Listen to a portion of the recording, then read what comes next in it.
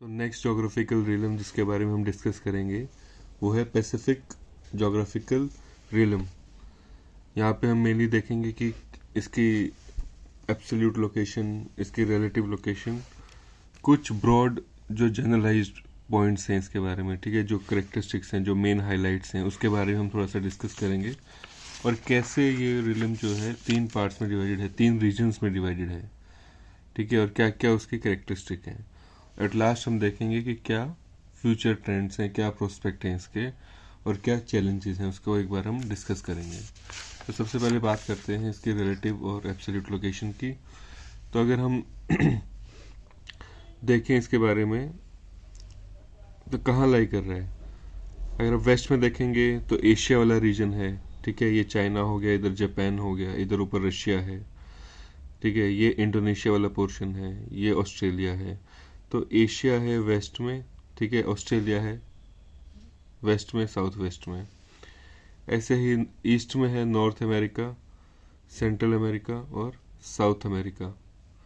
Northern boundary अगर देखेंगे तो आर्टिक ओशन, ठीक है, जो स्नो बाउंड होता था, मतलब सारे टाइम साल भर वहाँ पे बर्फ़ जमी होती थी। लेकिन आजकल क्या है, ग्लोबल वार्मिंग की वजह से वो स्नो जो है, वो आइस जो है वो मेल्ट होने लगी है, और इसके बीच से, क्योंकि ओशन है तो यहाँ पे शिप्स जाने की पॉसिबिलिटीज़ हो गई हैं। ऐसी जो सदर्न मोस्ट बाउंड्री है वो है अंटार्कटिका कॉन्टिनेंट। तो ये नॉर्थ पोल के ऊपर है आर्टिक ओशन, जो पूरा ओशन वाला पार्ट है जो आइस से कवर्ड होता है, लेकिन आजकल मेल्ट होने लगी है आइस। और ये अंटार्कटिक जो साउथ पोल है वो बेसिकली एक लैंड एरिया है, एक कॉन्टिनेंट है अंटार्कटिका। तो ये इसकी होगी बाउंड्रीज की, यहाँ पे Asia, Australia, north America, central America, south America, Arctic ocean और अंटार्कटिक ओशन, ठीक है। अब इसको भी हमने क्या किया है, 3 पार्ट्स में, आइलैंड्स में, 3 ग्रुप्स ऑफ आइलैंड्स में डिवाइड किया है। एक है माइक्रोनेशिया, जिसमें 4-5 मेन आइलैंड ग्रुप्स हैं, गुआम है, पालाऊ है, नाउरू है, मार्शल आइलैंड है और नॉर्दर्न मैरियाना आइलैंड है। और भी छोटे मोटे आइलैंड हैं जो आप देख सकते हैं बुक्स में। ऐसे दूसरा रीजन है मिलेनेशिया, इसमें एक जो सबसे बड़ा आइलैंड ग्रुप है, इनफैक्ट वो पैसिफिक जो रिलम है उसका सबसे बड़ा आइलैंड है, वो है गुएना। तो इसको अगर थोड़ा सा एक्सटेंड कर देंगे ऐसे, तो ये गुएना है पूरा का पूरा आइलैंड। ये है पपुआ, ये है पपुआ न्यू गुएना। तो 2 अलग अलग पार्ट्स हैं ये वाला जो पार्ट है ये है गुएना और पपुआ, और ये जो पार्ट है ये पपुआ न्यू गुएना। 2 अलग अलग कंट्रीज हैं। ये जो पपुआ वाला पार्ट है ये इंडोनेशिया के पास है, ये इंडोनेशिया का पार्ट है, और ये वाला जो पार्ट है ये अलग से अपना इंडिपेंडेंट कंट्री है। ऐसे इसमें आते हैं सोलोमन आइलैंड्स, न्यू कैलिडोनिया, ये अभी भी फ्रांस के पास है कि न्यू कैलिडोनिया इंडिपेंडेंट कंट्री नहीं है, ये फ्रांस का पार्ट है। फिर है फिजी, कई बार आपने सुना होगा, यहाँ पे हिंदी बोली जाती है, इंडियंस बहुत ज़्यादा हैं। जो तीसरा पार्ट है वो है पोलिनेशिया, यहाँ पे जो मेन आइलैंड ग्रुप्स हैं वो है Tuvalu, Samoa, Tonga, Cook island, French Polynesia, Easter island, यहाँ पे हवाइन है, एक हवाइन आइलैंड है, हवाइन आइलैंड ऊपर हवाई, ठीक है, जहाँ पे आपने सुना होगा होनोलुलु करके एक सिटी है बहुत इंपॉर्टेंट। तो हवाइन आइलैंड है यहाँ पे। अब डिस्कस करते हैं इसकी मेन कैरेक्टरिस्टिक के बारे में। लार्जेस्ट ऑफ ऑल रिलम्स, ठीक है, जो मेन है क्या है, लार्जेस्ट ऑफ ऑल, जितने भी जोग्राफिकल रिलम हम पढ़ेंगे उसमें सबसे बड़ा एरिया अगर किसी का है तो वो पैसिफिक रिलम का है। आधा ग्लोब, जो ग्लोब का आधा पार्ट है लगभग, वो पैसिफिक रिलम के पास है। कहाँ से कहाँ तक लाई कर रहा है, बेरिंग स्ट्रेट से लेकर सदर्न ओशन तक। तो बेरिंग स्ट्रेट कहाँ है, जहाँ पे रशिया और यूएसए मिल जाते हैं। तो यहाँ पे अगर, इसमें तो मैंने नहीं दिखाया, लेकिन अगर आप ग्लोब देखोगे तो ऊपर रशिया और नॉर्थ अमेरिका जाके कहीं ना कहीं मिल जाते हैं। उसके बीच में थोड़ा सा एक सी का गैप है, ठीक है, एक छोटा सा वाटर बॉडी है बीच में, इसको बोलते हैं बेरिंग स्ट्रेट। और सदर्न ओशन ये वाला, ठीक है, जो अंटार्कटिका के आसपास का जो वो है वाटर बॉडी है, उसको बोलते हैं सदर्न ओशन। तो यहाँ से लेकर के यहाँ तक, और सेंट्रल अमेरिका ये जो पोर्शन है यहाँ से लेकर के इंडोनेशिया तक। तो देख रहे हो कितना बड़ा स्ट्रेच है, पूरे पोल टू नॉर्थ पोल से लेकर साउथ पोल तक, और यहाँ सेंट्रल अमेरिका से लेकर के इंडोनेशिया तक क्या है, पूरा का पूरा फैला हुआ है। हजारों आइलैंड्स हैं, थाउजेंड्स ऑफ आइलैंड्स हैं इसमें। ये तो मैंने ब्रॉडली जो मेन मेन आइलैंड्स हैं वो बताए हैं, लेकिन अगर आप पूरा देखेंगे तो थाउजेंड्स ऑफ आइलैंड्स इसके हैं। ऐसे ही आर्टिक और अंटार्कटिक, मैंने बताया कि आर्टिक क्या है, पूरा ओशन है, ठीक है, नॉर्थ पोल पे लाई करता है। पहले पूरा आइस से कवर होता था, ठीक है, लेकिन जैसे जैसे ग्लोबल वार्मिंग बढ़ रही है वैसे वैसे यहाँ की आइस मेल्ट होती जा रही है और वो ओशन खुलता जा रहा है। पहले चौक रहता था, पूरे ओशन पे आइस रहती थी तो आप मूव नहीं कर सकते एक पार्ट से दूसरे पार्ट में, लेकिन जैसे ही वो आइस मेल्ट हो रही है तो वो एरिया खुल गया है। और अंटार्कटिक, ये पूरा का पूरा सदर्न साउथ पोल जो है, जो पूरा लैंड है, लैंड का एक पार्ट उस पर एग्जिस्ट करता है, कॉन्टिनेंट है अंटार्कटिका, ठीक है। तो ये इससे और इसके बीच में भी है। फिर एक नया जो इम्पोर्टेंट पॉइंट है वो है क्लाइमेट चेंज, ठीक है। अंटार्कटिका भी क्या है, पूरा आइस से कवर्ड है, आपने सुना होगा 90% ऑफ जो वो है आइस जो है दुनिया की, वर्ल्ड की, वो कहाँ पर है, अंटार्कटिका में मिलती है। जो 90% अर्थ के ऊपर आइस है वो अंटार्कटिका में है, तो बिल्कुल आइस कॉन्टिनेंट है पूरा। फिर बात होती है क्लाइमेट चेंज की, तो जैसे क्लाइमेट चेंज हो रहा है, ग्लोबल वार्मिंग हो रही है, उसकी वजह से अंटार्कटिका की जो आइस है वो भी मेल्ट हो रही है, ठीक है। और ऐसे ही आर्टिक ओशन की भी जो आइस थी वो धीरे धीरे मेल्ट हो रही है। अब ऐसे में है क्या, जो मेल्ट हो रही है आइस वो सी लेवल राइज कर रहा है, जो सी का लेवल है, हाइट है, वो राइज कर रही है। और जैसे ही सी लेवल राइज करेगी तो उसकी वजह से एक नया फिनोमिना है कि जो आइलैंड्स है ना, ग्रुप्स हैं, इनकी हाइट बहुत ज़्यादा नहीं है, करीब करीब जैसे ये माइक्रोनेशिया वाले हैं, ये तो 2-2 मीटर हाइट है इनकी, सी लेवल से 2 मीटर ही ऊपर। तो अगर ये सी लेवल राइज होता है, सी की हाइट बढ़ती है, तो ये सारे आइलैंड्स डूब जाएंगे, ठीक है। तो सबसे बड़ा एक चैलेंज इनके सामने आ गया है कि ग्लोबल वार्मिंग का। दूसरी बात क्या है कि जो आर्टिक ओशन है, जैसे ये खुलने लगा है ठीक है, जैसे ही इसकी आइस कम हुई है और यहाँ पे मेरीन रूट, यहाँ से क्या है अब शिप क्रॉस करने लगी हैं। ये एरिया क्या है, अनएक्सप्लोर्ड था, अब तक यहाँ पे कोई जाता नहीं था क्योंकि आइस जमी रहती थी हमेशा, लेकिन जैसे खुला है तो यहाँ पे पता लगा है कि यहाँ पे गैस है, ऑयल है और सारे मिनरल्स हैं जो यहाँ पे डिपॉजिट हैं। अब जैसे इसकी एक्सप्लोरेशन हुई, जैसे इसके बारे में पता लगा, सारे कंट्री जाके चैलेंज करने लगे कि हमें भी यहाँ पे एक्सप्लोर करना है, ये हमारा, हम भी यहाँ से गैस और ऑयल एक्सप्लोर करेंगे या दूसरे जो मेटल्स हैं वो एक्सप्लोर करेंगे। तो ये क्या है, एक नया चैलेंज बन गया है, ठीक है। इसके बारे में थोड़ा सा और बाद में डिस्कस करेंगे कि कैसे चैलेंज बन गया है। इसके बाद क्या है, एक तो लार्जेस्ट ऑफ ऑल रिलम्स हो गया, ठीक है, बता दिया कहाँ से कहाँ स्ट्रेच करता है, अंटार्कटिक क्लाइमेट चेंज ये सब हो रहा है। फिर क्या है, enormous land size and scattered population, ठीक है। एरिया वाइज अगर आप देखोगे ना, एरिया वाइज तो बहुत बड़ा है, इनॉर्मस लैंड साइज होना चाहिए, इनॉर्मस साइज है, एरिया बहुत बड़ा है, ठीक है, और पॉपुलेशन बहुत कम है। एरिया बड़ा है और पॉपुलेशन कम है। लैंड एरिया अगर इसमें देखोगे, एरिया तो बहुत बड़ा है, ठीक है, आधा ग्लोब इस पर कवर हो रहा है, लेकिन लैंड एरिया जो है वो दुनिया में जो दूसरे रिलम से उसमें सबसे ज़्यादा कम है।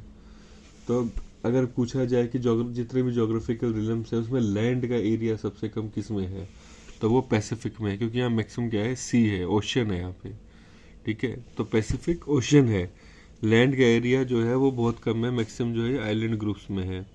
और जो लैंड एरिया है ना, उसमें भी 90% इसमें है, गुयाना में। जितनी भी लैंड है इस पूरे आइलैंड ग्रुप्स में, उसमें से भी 90% का एरिया सिर्फ इस गुयाना में लाई करता है, ठीक है। अब बात होगी कि पॉपुलेशन की, तो लगभग 14 मिलियन के आसपास पॉपुलेशन है। 14 मिलियन कितनी हुई, 10 मिलियन पे 1 करोड़, 1 मिलियन 10 लाख का होता है, तो 14 मिलियन 1 करोड़ 40 लाख के आसपास इस पूरे की पॉपुलेशन जो है 1 करोड़ 40 लाख के आसपास है, और फैली हुई है, क्योंकि जितने आइलैंड्स हैं, ग्रुप्स हैं, उतने ही उनका फैलाव है। तो कहीं पर भी पॉपुलेशन इतनी ज़्यादा नहीं है कि उसको बोला जाए कि हाँ यहाँ पे एक अच्छा कंसंट्रेशन है पॉपुलेशन का, हर जगह पॉपुलेशन फैली हुई है। लेकिन इसमें भी क्या है, ये जो एरिया है पपुआ न्यू गिनिया वाला, जो गुयाना आइलैंड का राइट वाला पार्ट है और लेफ्ट वाला पार्ट है, मैक्सिमम पॉपुलेशन का जो कंसंट्रेशन है वो इसी एरिया में है, ठीक है। तो लगभग जो पॉपुलेशन का एरिया, जैसे इस वाले पार्ट में ही करीब करीब 7 मिलियन, आधी से ज़्यादा पॉपुलेशन इसी एरिया में है, पपुआ न्यू गिनिया में, बाकी फैली हुई है थोड़ी थोड़ी करके। उसके बाद क्या है कि इंडोनेशिया, फिलीपींस, ऑस्ट्रेलिया, न्यूजीलैंड, ये इसके पार्ट नहीं माने जाते हैं। तो ऑस्ट्रेलिया यहाँ पे, न्यूजीलैंड है यहाँ पे, इंडोनेशिया, ठीक है, यहाँ पे फिलीपींस है, ये इसके पार्ट नहीं माने जाते हैं। कि आइडली तो होना तो ये भी इसके साथ चाहिए था, ठीक है। ये ऑस्ट्रेलिया भी तो एक आइलैंड है, तो इसको भी हम पैसिफिक में कंसिडर कर लेते हैं। तो क्यों नहीं किया, ये भी तो सारे आइलैंड ग्रुप्स हैं, तो ऑस्ट्रेलिया को भी आइलैंड मान है तो इसको भी इंक्लूड कर लेते। इंडोनेशिया भी आइलैंड है, इसको भी इंक्लूड कर लेते। लेकिन उसको नहीं किया गया क्योंकि यहाँ पे यूरोपियनाइजेशन का, यूरोप से जो लोग कॉलोनाइज बनी थी, ये कंट्रीज क्या थी, कॉलोनीज बनी थी पहले। तो यहाँ पे यूरोपियंस का असर बहुत ज़्यादा है, यूरोपियनाइजेशन बहुत ज़्यादा है इन कंट्रीज में, ऑस्ट्रेलिया, न्यूजीलैंड में यहाँ पे, और इन आइलैंड ग्रुप्स में। बस यही फ़र्क है कि यहाँ पे अभी भी आपको वो पुराने वाले ट्राइबल एरियाज मिल जाएंगे, ठीक है। अभी भी यहाँ पे इंडस्ट्रीज़, फैक्ट्रीज़, ठीक है, अर्बनाइजेशन, उस तरह का ट्रेंड भी आया नहीं है, उस तरह की डेवलपमेंट इन आइलैंड्स में हुई नहीं है। लेकिन अगर आप ऑस्ट्रेलिया, न्यूजीलैंड, इंडोनेशिया, फिलीपींस, इन कंट्रीज़ को देखेंगे तो यहाँ पे क्या है, यूरोपियन कल्चर बहुत ज़्यादा है, कॉलोनीज बन गई थी। तो जो वो कंट्रीज है, यूरोपियंस थे, उन्होंने क्या किया, इन एरियाज़ को अपने अकॉर्डिंग डेवलप कर दिया। तो यहाँ पे अब आपको पुराने वाला कल्चर नहीं देखने को मिलता, वो ट्राइब्स नहीं देखने को मिलती, वो पुराने ट्रेडिशन, पुरानी एग्रीकल्चर सिस्टम, वो सब देखने को नहीं मिलता। यहाँ पे डेवलप्ड पार्ट्स हैं, ये डेवलप्ड वर्ल्ड वाले पार्ट्स हैं, तो यहाँ पर इसलिए इनका पार्ट कंसिडर नहीं किया जाता है। आजकल के जो कंट्रीज हैं वो बेसिकली क्या है, assemblage of independent and colonial countries, ठीक है। तो कुछ कंट्री हैं जो इंडिपेंडेंट है, जैसे फिजी है, सोलोमन आइलैंड है, वैनुआटू है। ये कंट्रीज क्या हैं, टोटली इंडिपेंडेंट हैं, जैसे इंडिया एक इंडिपेंडेंट कंट्री है। लेकिन कुछ कंट्रीज अभी भी, कुछ एरियाज अभी भी फ्रांस के अंडर हैं, कुछ यूएसए के अंडर हैं। जैसे फ्रांस में क्या है, न्यू कैलिडोनिया जो है, ये जो एरिया है न्यू कैलिडोनिया, ये अभी भी फ्रेंच के पास है, ठीक है। ऐसे ही फ्रेंच पोलिनेशिया जो है, ये अभी भी फ्रेंच के पास है। ऐसे ही यूएसए के पास है, ठीक है। ये जो समोआ आइलैंड है, ठीक है, ये बेसिकली अभी भी यूएसए के पास है। ऐसे ही यहाँ पर एक गुआम है, ठीक है, ये जो गुआम आइलैंड है, ये अभी भी यूएसए के पास है, ठीक है। तो यूएसए के बाद लगभग जितने आइलैंड्स हैं ना यहाँ पे, वो सारे के सारे मिलिट्री पर्पस के लिए यूज़ किए जाते हैं, ठीक है। वो देखेंगे अभी आगे कैसे। कुछ स्टेट बहुत छोटे हैं, कुछ कंट्रीज बहुत छोटे हैं, जैसे टुवालू है, पालाऊ है, नारू है, टुवालू हो गया, ठीक है। ऐसे ही जो दूसरे वाले पालाऊ हो गया, ठीक है, समोआ हो गया। ये जो कंट्रीज हैं, ये जो हैं, ये बहुत छोटे हैं। ये इतने छोटे हैं कि कुछ कुछ तो ऐसे हैं 20 किलोमीटर स्क्वायर का एरिया है, मतलब दिल्ली जितने हैं। दिल्ली से भी बहुत बहुत छोटे, दिल्ली का तो फिर भी 1400 किलोमीटर। बहुत छोटे छोटे आइलैंड है, कहीं 25,000 पॉपुलेशन है, कहीं 10,000 पॉपुलेशन है, कहीं 40,000 पॉपुलेशन है। तो ऐसी पॉपुलेशन है, तो इनको क्या है, इंडिपेंडेंटली ये रह नहीं पाएंगे, तो इनके लिए क्या है, फॉरेन एड दी जाती है, ठीक है। फॉरेन कंट्री जो है इनको पैसा देते हैं हर साल, कुछ ग्रांट है, इंग्लैंड है, यूएसए है, ये कंट्रीज इनको कुछ पैसा भिजवाते हैं ताकि इनका काम कर सके, कुछ सर्विसेज, ठीक है। कुछ एक्सपोर्ट्स ऐसे हैं जो बाहर से इंपोर्ट करते हैं, ठीक है, ताकि ये सस्टेन कर सके। ऐसे ही रेमिटेंसेज, यहाँ से लोग क्या है दूसरे कंट्रीज में बहुत जाते हैं, ठीक है, इसीलिए इनको वीज़ा मिल जाता है कि, और फिर वहाँ काम करते हैं और वापस पैसा भेज देते हैं, तो उसको बोलते हैं रेमिटेंस, REMITTANCE, ठीक है। रेमिटेंस का मतलब क्या है, जो लोग बाहर जाते हैं देश से और वहाँ का आगे काम करते हैं और जो पैसा कमाते हैं उसको वापस देश भेजते हैं, उसको बोलते हैं रेमिटेंस। तो रेमिटेंस बहुत आता है इन कंट्रीज में। अब क्या है हमने जैसे बताया कि पैसिफिक रिल्म को हमने 3 रीजन्स में डिवाइड कर रखा है, मिलेनेशिया, माइक्रोनेशिया और पोलिनेशिया, ठीक है। इसको डिस्कस करेंगे, लेकिन उससे पहले इन जितने भी 3 रीजन्स हैं, इन तीनों की कुछ कॉमन कैरेक्टरिस्टिक हैं।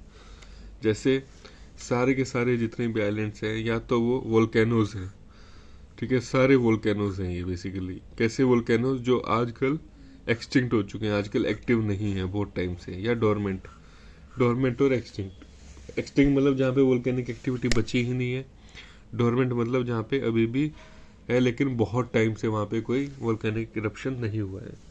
ऐसे क्या है, सब जगह ट्रॉपिकल वेजिटेशन है, तो फॉरेस्टेड एरिया है, सारे के सारे लगभग इक्वेटोरियल और उस एरिया में है, इक्वेटर और ट्रॉपिकल एरियाज में लाई करते हैं मैक्सिमम आइलैंड ग्रुप्स। और वहाँ पे क्या है, ट्रॉपिकल फॉरेस्ट बहुत ज़्यादा हैं। फिर क्या है, लगून और रीफ्स। कोरल रीफ्स आपने सुना होगा, तो कोरल रीफ्स बहुत ज़्यादा हैं। जितने भी आइलैंड्स हैं उसके आसपास लगून है और कोरल रीफ्स हैं। कोरल रीफ्स होते हैं, ठीक है, जो कैल्शियम कार्बोनेट पॉलिप्स जो है कैल्शियम कार्बोनेट रिलीज करते हैं, और वहाँ पे वो लोग लैंड बेसिकली रीफ्स का फॉर्मेशन कर देते हैं। तो जो कोई भी आइलैंड है, ठीक है, उसके आसपास कोरल्स अपना डेवलप कर लेते हैं एक सरफेस एरिया, ठीक है। और ये जो पानी आइलैंड और इस कोरल के बीच में आ जाता है, इसको बोलते हैं लगून्स, ठीक है। तो कोरल रीफ बहुत ज़्यादा है और लगून्स बहुत ज़्यादा है। ऐसी बीचेस हैं, बीचेस किसकी हैं, पाम ट्रीज की हैं, कोकोनट ट्रीज वगैरह हैं, दूसरे पाम ट्रीज हैं, इस तरह का आपको देखने को मिलता है। लेकिन फिर भी इनके बीच में डिफरेंस है इसलिए ये 3 में पार्ट डिवाइड किया गया है, 3 पार्ट में। डिफरेंस किस चीज़ का है, फिजियोग्राफी का डिफरेंस है, ठीक है। फिजियोग्राफी क्या, लैंड सरफेस एरिया कैसा है वहाँ का, ठीक है, हाइट वाला है, कम हाइट वाला है, माउंटेनियस है, प्लेन है, उस बेसिस पे डिफरेंसेस हैं। लैंग्वेज का बहुत बड़ा डिफरेंस है, हर रीजन में अलग अलग भाषाएं बोली जाती हैं। एथनिसिटी, लोगों का कल्चर वगैरह कैसा है, ठीक है, उस बेसिस में भी डिफरेंस है। सबसे पहले डिस्कस करते हैं मेलेनेशिया, ठीक है, उसके बाद माइक्रोनेशिया, फिर पोलिनेशिया। तो मेलेनेशिया कौन सा पार्ट है, जो वेस्टर्न एंड है, ठीक है, ये जो पार्ट है बेसिकली ये मेलेनेशिया है, ये माइक्रोनेशिया है और ये पोलिनेशिया है। तो यहाँ पे ये गुएना आइलैंड हो गया पूरा, इसमें ये पपुआ न्यू गिनी हो गया राइट वाला, सोलोमन आइलैंड, न्यू कैलिडोनिया और फिजी, ठीक है। अब बात करते हैं गुएना, जो पूरा आइलैंड है सबसे बड़े वाला, उसमें 2 मेन लोग रहते हैं, एक पपुअन्स बोलते हैं उनको और दूसरे को मेलेनेशियन बोलते हैं, ठीक है। तो पपुअन कहाँ रहते हैं, फॉरेस्ट और साउथ में। तो इंटीरियर जो अंदर वाला एरिया है आइलैंड का, वो पूरा का पूरा फॉरेस्टेड है, ठीक है, और जो साउथ वाला पोर्शन है वो लो लैंड है। तो पपुअन्स जो हैं इस 2 एरिया में रहते हैं और 800 के आसपास कम्युनिटीज़ हैं, 800 के आसपास कम्युनिटीज़ हैं, संप्रदाय हैं जहाँ पे ये बटे हुए हैं। मेलेनेशियन जो दूसरे लोग हैं वो कहाँ रहते हैं, वो नॉर्थ में और ईस्ट वाले, नॉर्थ एरिया में और ईस्ट वाले एरिया में मेलेनेशियंस रहते हैं, ठीक है। तो इसी के अंदर एक जो इम्पोर्टेंट राइट हैंड साइड वाला पोर्शन है उसको बोलते हैं पपुआ न्यू गुएना, वो अलग कंट्री है, पपुआ न्यू गुएना। लगभग 7.5 मिलियन पॉपुलेशन है यहाँ की। 7.5 का मतलब क्या है, अच्छा, इस पूरे एरिया की आइलैंड की गुएना की 9 मिलियन पॉपुलेशन है।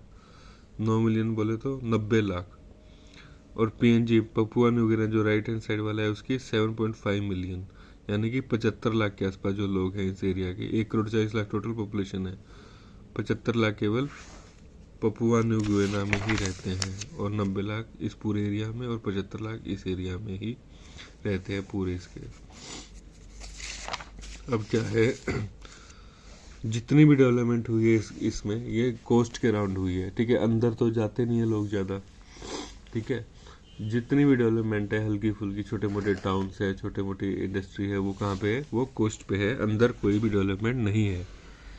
4/5 लगभग 80% पॉपुलेशन किस पे सरवाइव करती है, जो सबसिस्टेंस इकोनॉमी है, ठीक है। सबसिस्टेंस का मतलब है जो अपने लिए जो उगाया जाता है, ठीक है, बेचने के लिए नहीं, एक्सपोर्ट पर्पस से नहीं, मार्केट में सेल करने के लिए नहीं, अपने खाने के लिए जो उगाया जाता है। रूट क्रॉप है, ठीक है, शलगम हो गए, ठीक है, शकरकंदी होगी, इस टाइप की चीज़ें जो होती हैं, आलू हो गया, ये सब चीज़ें उगाई जाती हैं। पिगरी, ठीक है, पिग्स को वो किया जाता है, हार्वेस्ट किया जाता है। फिर क्या है, फॉरेस्ट के जो प्रोडक्ट्स हैं, ठीक है, जितने माइनर और मेजर दोनों प्रोडक्ट्स हैं उनको भी हार्वेस्ट करते हैं अपने लोकल यूज़ के लिए। फिर क्या है, एक्सपोर्ट क्या करते हैं, अभी थोड़े दिन पहले यहाँ ऑयल का एक्सप्लोरेशन, तो ऑयल को एक्सपोर्ट करते हैं, गैस के डिपॉजिट मिले हैं, गैस को डिपॉजिट करते हैं, गोल्ड कॉपर सिल्वर, ठीक है। तो ये और कुछ है कमोडिटी जो वो एक्सपोर्ट करते हैं, कुछ ऑस्ट्रेलिया कुछ चाइना, ठीक है, ये 2 मेन एरिया हैं। जापान भी है, ऑस्ट्रेलिया चाइना और जापान ये कंट्रीज हैं जहाँ पे ये एक्सपोर्ट करते हैं। कुछ ऑब्स्टेकल्स हैं यहाँ पे कि डेवलपमेंट पूरी नहीं हो पा रही, ठीक है। क्या मतलब है, सैकड़ों तो यहाँ पे भाषाएं जो बोली जाती हैं, लेवल ऑफ लिटरेसी बहुत ज़्यादा है, कम है, मतलब लोग पढ़े लिखे नहीं हैं। एक तो लोग पढ़े लिखे नहीं हैं, दूसरी भाषाएं इतनी ज़्यादा हैं, फिर क्या है, लो अर्बन, 13% अर्बनाइजेशन। ठीक है, जितने भी मतलब वो हैं लोग हैं अर्बन एरियाज में, वो कैपिटल सिटी है वहीं रहते हैं बस, बाकी कोई अर्बन एरिया खास है नहीं, और 13% के आसपास पॉपुलेशन है जो अर्बन एरिया में रहती है। तो आप इसे अंदाज़ा लगा सकते हैं कि लेवल ऑफ डेवलपमेंट क्या रहा है वहाँ पर। फिर है सोलोमन आइलैंड, उसके जो राइट साइड में है। हजारों आइलैंड हैं, लगभग 1000 आइलैंड मिलते हैं तो ये सोलोमन आइलैंड्स बनते हैं। 120 के आसपास भाषाएं बोली जाती हैं, और सारे आइलैंड्स के बीच में एनिमोसिटी है, मतलब नफरत है, लड़ाइयाँ होती हैं। इस तरह के हैं सोलोमन आइलैंड। फिर न्यू कैलिडोनिया, मैंने आपको बताया था, ये अभी भी फ्रांस के पास है, फ्रेंच रूल में है। 45% पॉपुलेशन मेलेनिशियंस की है, उल्टा लिखा हुआ है ये, 45% मेलेनिशियन की है, 33% पॉपुलेशन यूरोपियन की है। तो जो कैपिटल सिटी है वहाँ पे यूरोपियंस रहते हैं, और जो दूसरा एरिया है वहाँ पर मेलेनिशियन रहते हैं। तो आपस में लड़ाई होने के चांस तो पूरे हैं। ऐसी अगर सिचुएशन होगी कि कैपिटल सिटीज़, अर्बन एरियाज तो सारे यूरोपियंस ने कैप्चर कर लिए, और जो बाकी हिंटरलैंड है वो इनके पास है। निकल यहाँ पे प्रोड्यूस होता है, जिसको ये एक्सपोर्ट करते हैं। ठीक है, फ्रांस से जो लोग आए थे शुरुआत में, वो आए भी इसलिए थे कि निकल यहाँ मिलता था, निकल की बहुत डिमांड थी, तो वो लोग निकल माइंस थी उसके लिए यहाँ पे आते थे, लेकिन धीरे धीरे आके यहीं पे बस गए थे। फिर अगला कंट्री है फिजी। फिजी में बेसिकली 2 बड़े आइलैंड्स हैं और करीब करीब 100 छोटे आइलैंड हैं। 54% पॉपुलेशन जो है मेलेनिशियंस की है, और 38% पॉपुलेशन साउथ एशियन की, मतलब इंडियंस की बेसिकली है वहाँ पे। ब्रिटिश ने इंडियंस को भेजा था, जो इंग्लैंड थे, जब हम कॉलोनी थे तो इंग्लैंड वालों ने हमको, इंडियंस को वहाँ भेजते थे शुगर केन पे, गन्ने के खेतों में काम करने के लिए लेबर की तरह। धीरे धीरे जा करके इंडियंस वहाँ परमानेंटली बस गए और सेटल हो गए। तो मेलेनिशियन क्या है, उनके पास जो लोकल थे पहले वहाँ के, उनके पास अपनी ज़मीन है और ज़्यादा पॉपुलेशन है, तो इसलिए वो पॉलिटिकली भी ज़्यादा स्ट्रॉन्ग है। इंडियंस ने क्या किया, जब धीरे धीरे धीरे क्या किया, वहाँ पे कॉमर्स जो थी वहाँ की, ट्रेड तो था, उसके ऊपर कब्जा कर लिया। तो इनके पास, इंडियंस के पास पैसा आ गया, इनके पास पॉलिटिकल पावर थी, मेलेनिशियन के पास और लैंड थी। ठीक है, लेकिन पैसे ने इनको खरीदना शुरू कर दिया, और धीरे धीरे इंडियंस जो थे वहाँ पे पावर में आ गए। तो अभी देखा भी होगा, आपने सुना होगा कभी कि बेसिकली इंडियन ओरिजिन का आदमी वहाँ पे प्राइम मिनिस्टर बना है कई बार, और हिंदी वहाँ की लैंग्वेज है, एक इम्पोर्टेंट लैंग्वेज है।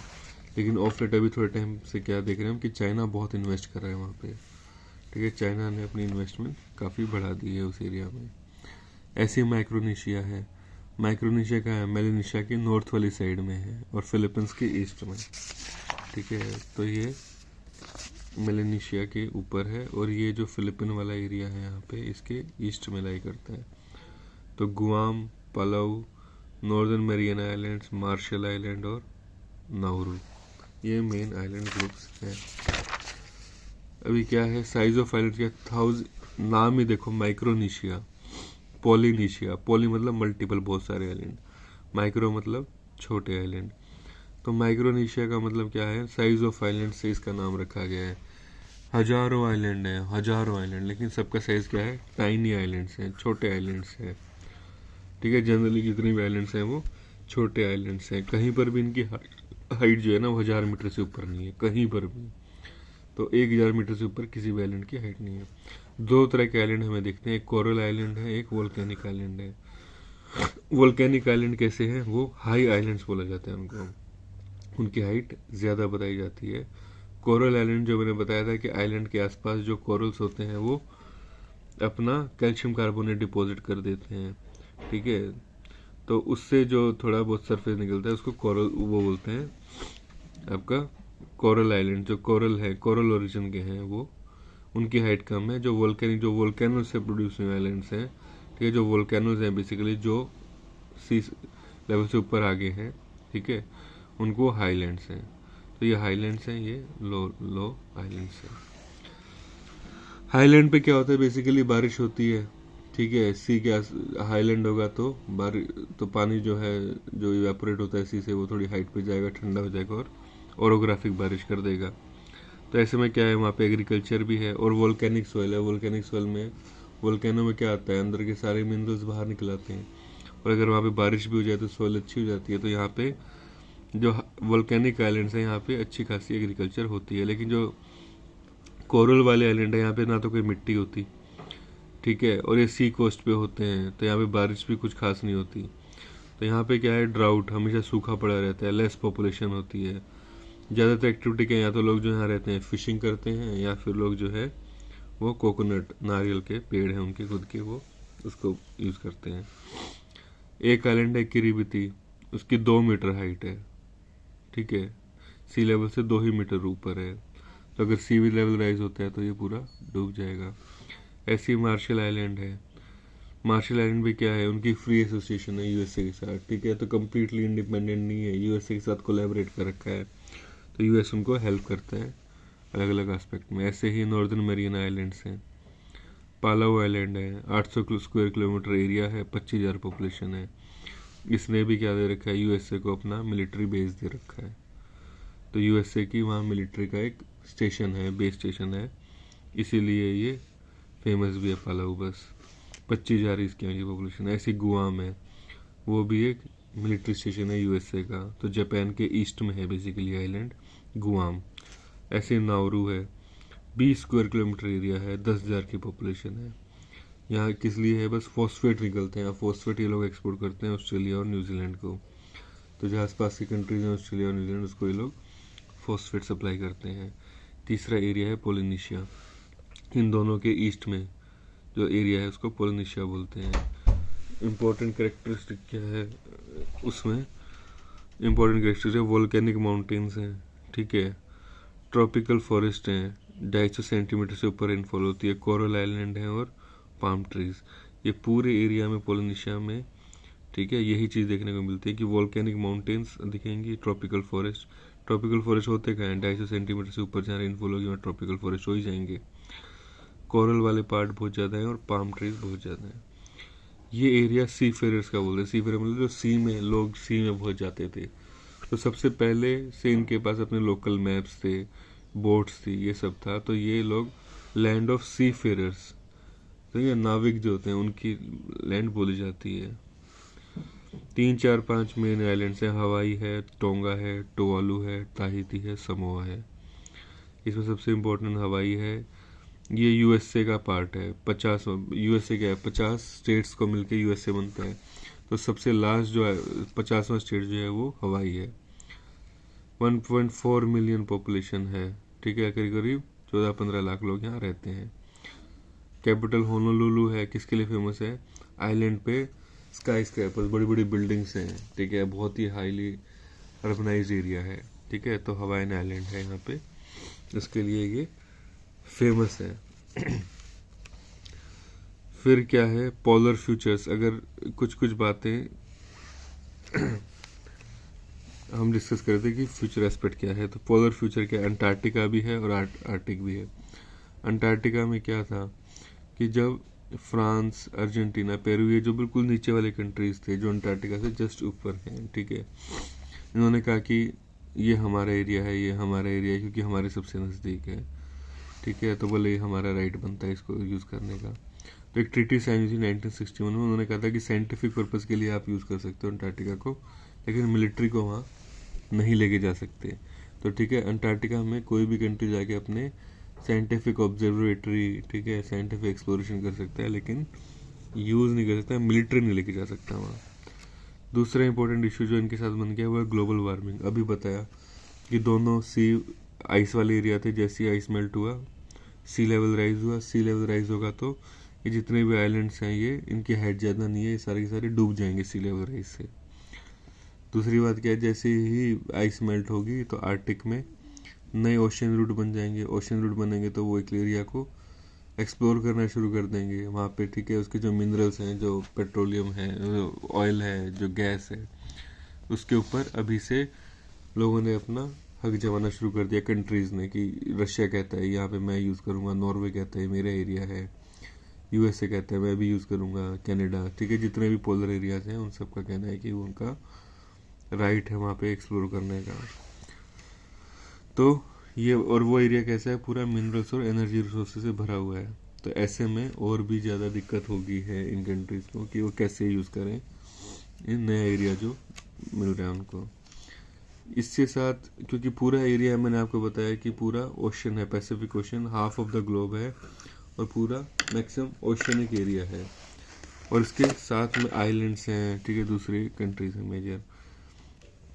तो होता क्या था ना कि बेसिकली हमेशा से जो कंट्री आइलैंड है या जिसके पास सी कोस्ट है, तो वो कहता है कि सी के अंदर कुछ एरिया जो है वो उसका है, ठीक है, और उसके बाद का जो एरिया है वो हाई सी है।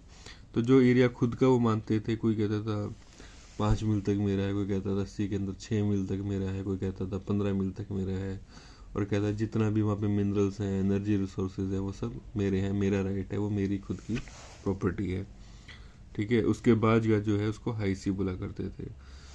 तो इस पर हमेशा लड़ाई रहती थी, कोई कितना मानता था, कोई कितना मानता था। तो फिर क्या हुआ, इसके ऊपर कमेटी बैठी, बहुत डिस्कशन हुआ। तो करीब करीब 30-40 साल में जाकर के 1980s में एक एग्रीमेंट साइन हुआ, अनक्लूज बोलते हैं उसको, यूनाइटेड नेशन, ठीक है, conference on law of sea, united nation conference on law, LAW law, कानून ऑफ सी। तो सी का कानून जो है, इंटरनेशनल कानून जो है, लॉ ऑफ सी, ठीक है, यूनाइटेड नेशंस की कॉन्फ्रेंस हुई थी ऑन लॉ ऑफ सी पे। उसने डिवाइड कर दिया 2 एरिया में, टेरिटोरियल सी और हाई सी। टेरिटोरियल सी भी 2 में है, टेरिटोरियल सी 12 मील तक, ठीक है। तो जहाँ पे आपकी ये कोस्ट बनती है उससे 12 मील तक अंदर तक, मान लो ये कोस्ट है किसी एरिया की, ठीक है, तो इसकी 12 मील तक टेरिटोरियल सी है। ये इसी कंट्री का एरिया है प्रॉपर, ठीक है, इसी का पार्ट माना जाएगा। और उसके आगे 200 मील तक, करीब करीब 370 किलोमीटर तक, ये EEZ है, एक्सक्लूसिव इकोनॉमिक जोन। मतलब कि इस एरिया में सिर्फ इस कंट्री का राइट है, ठीक है, कि वो यहाँ पे जितने भी मिनरल्स हैं, एनर्जी रिसोर्सेज हैं, वो केवल ये कंट्री यूज़ कर सकता है। तो 12 मील तक तो इसका खुद का पार्ट हो गया, और उसके आगे 200 मील तक ये इसका एक्सटेंडेड पार्ट हो गया, जहाँ पे सारे के सारा जो मिनरल्स और एनर्जी रिसोर्सेज हैं वो केवल ये कंट्री ही यूज़ कर सकता है, एक्सप्लोर कर सकता है। तो ऐसे है टेरिटोरियल सी, ठीक है। उसके बियॉन्ड जो एरिया है उसको बोलते हैं हाई सी, वो कॉमन है, वो सबके लिए है, खुला हुआ, वहाँ पे कोई किसी का राइट नहीं है, वो सबका एरिया है, जो चाहे वो एक्सप्लोर कर सकता है, जो चाहे आराम से मूव कर सकता है, ठीक है। और ऐसे ही अब क्या है कि हाई सीज में भी लोगों ने क्या किया, साउथ चाइना ने अपना एक आर्टिफिशियल वो बना दिया आइलैंड। आर्टिफिशियल आइलैंड बना के वो क्या कह रहा है कि जो आइलैंड बन गया तो इसके आसपास का ये एरिया मेरा हो गया, कि 12 मील और 200 मील, ठीक है। इसलिए साउथ चाइना में आप सुनते हो कि हमेशा से इशू चल रहा है कि भाई ये कैसे हो गया। चाइना कहता है कि नहीं वो नेचुरल आइलैंड है जो उसका है, और दूसरे कंट्रीज कहते हैं कि नहीं वो उसने खुद से आर्टिफिशियली क्रिएट किया है। तो आर्टिफिशियल अगर आइलैंड बन गया और उस पर कह रहा है कि मेरा है, तो उसके आसपास का पूरा एरिया भी उसी का हो गया। और साउथ चाइना सी में क्या है, बहुत सारा एनर्जी और मिनरल रिसोर्सेज हैं। ऐसे साउथ ईस्ट एशिया में क्या है, इतने छोटे छोटे कंट्रीज हैं, ठीक है, साउथ ईस्ट एशिया में इंडोनेशिया, मलेशिया, सिंगापुर, वियतनाम, ये सारे के सारे कोस्टल कंट्रीज हैं। अब इनका क्या होता है कि 200 मील यहाँ से यहाँ और यहाँ से यहाँ, फिर 12 मील और उसके बाद 200 मील, तो उससे पहले दूसरा कंट्री शुरू हो जाता है। तो ऐसे में कैसे डिसाइड करें कि कहाँ बाउंड्री है, ठीक है। तो मीडियन जो मिड पॉइंट होता है दोनों के बीच का, सी का जो मिड पॉइंट है वो डिवाइड हो जाता है कि ये वाला पोर्शन इसके पास आएगा, ये वाला इसके पास चला जाएगा। जैसे कि ये एक कंट्री है, ये कंट्री है ए और बी, इसके बीच में सी है, तो हिसाब से तो 12 और 200 ये इसका होना चाहिए पूरा बी का, ऐसे इसका 12 और ये पूरा इसका होना चाहिए। तो ऐसे तो कन्फ्यूजन हो जाएगा। तो इन दोनों के बीच का जो सी है उसको मिड पॉइंट से डिवाइड कर देते हैं, लेकिन अभी भी इनके बीच में कन्फ्यूजन रहता है। तो मैक्सिमम कंट्रीज के बीच में क्या कन्फ्यूजन है कि कहाँ सी खत्म, कहाँ किसका राइट है, कहाँ तक। तो ऐसे ऐसे बहुत सारे इश्यूज हैं। तो क्या है, पैसिफिक आइलैंड बेसिकली इक्वेटोरियल और ट्रॉपिकल एरिया में लाई करते हैं, एवरग्रीन फॉरेस्ट होते हैं वहाँ पर, ठीक है, और ट्राइबल एरियाज़ हैं, ज़्यादा डेवलप्ड वाले एरियाज़ नहीं, अर्बनाइजेशन पूरा नहीं हुआ है, इंडस्ट्रीज़ पूरी नहीं आई हैं, अभी भी ट्रेडिशनल फॉर्म ऑफ एग्रीकल्चर है, ठीक है, मॉडर्नाइजेशन पूरी है नहीं। सी लेवल राइज हो रहा है, उसकी वजह से इनके ऊपर डर है कि वो लोग, ये आइलैंड्स क्या है, कहीं डूब ना जाएं, तो इनकी पॉपुलेशन को एक थ्रेट है पूरा का पूरा। तो ये है पैसिफिक आइलैंड ग्रुप्स।